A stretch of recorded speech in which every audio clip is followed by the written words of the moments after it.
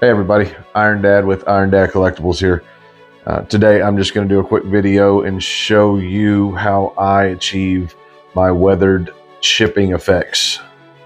Something that I used to do on scale models with tanks and airplanes, and I brought it over here to models and statues that I do now.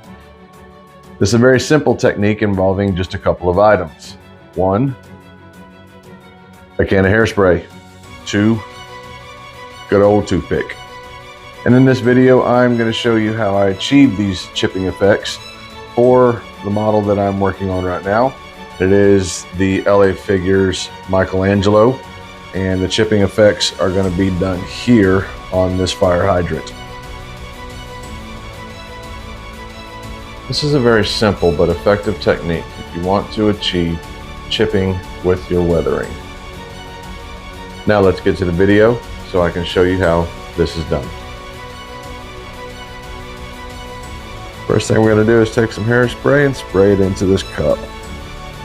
Basically, we want to have it in liquid form so that we can apply it with a paintbrush. And take the paintbrush and lather up your item you're wanting to do the chipping on.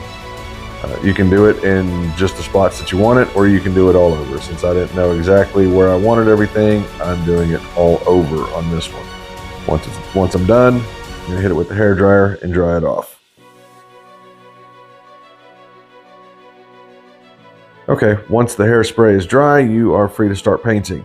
However, I forgot to mention that I did put down a base layer of silver gray, because that is the color I wanted to come through on my chipping effect. You can paint whatever color you want to, but make sure you seal it before you put the hairspray and you do your first layer of paint. Now for the fun part, we're just going to take this toothpick here and just rub away at the paint nice and easy. Do not seal the paint before you start chipping. It will not work. We're just going to do simple rubs back and forth, and the paint will slowly start to come off and expose the base layer that we started with. Make sure we're rubbing and not digging. We want just to remove the top layer and not go all the way down past the base layer.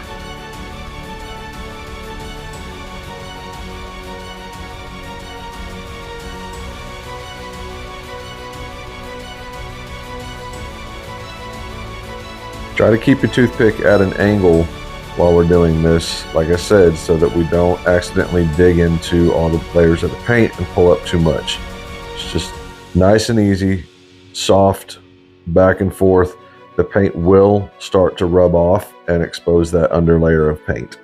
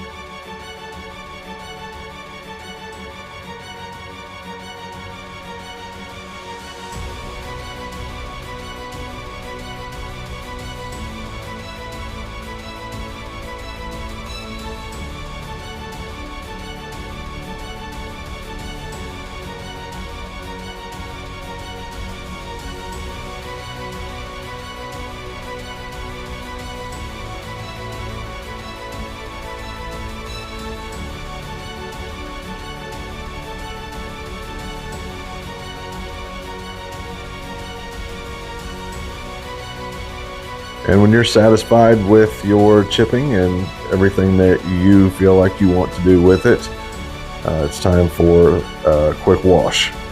I just mixed a small bit of black paint and a lot of water to give it a wash all over the entire hydrant.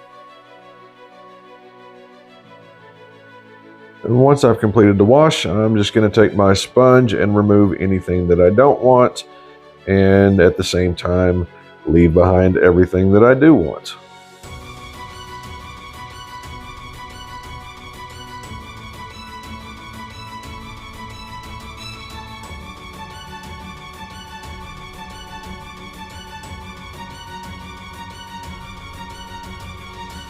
Once I'm done with the sponge, I am going to take a wet Q-tip and go in and just rub out some spots to make them brighter, to give a little bit of depth and a little bit of color change to the fire hydrant.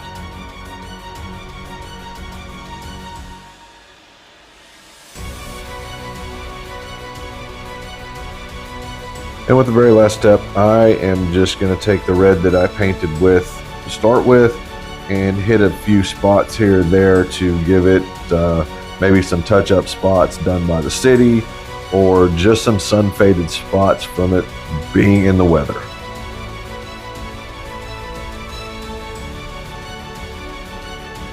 And here we have the completed hydrant using the hairspray chipping technique.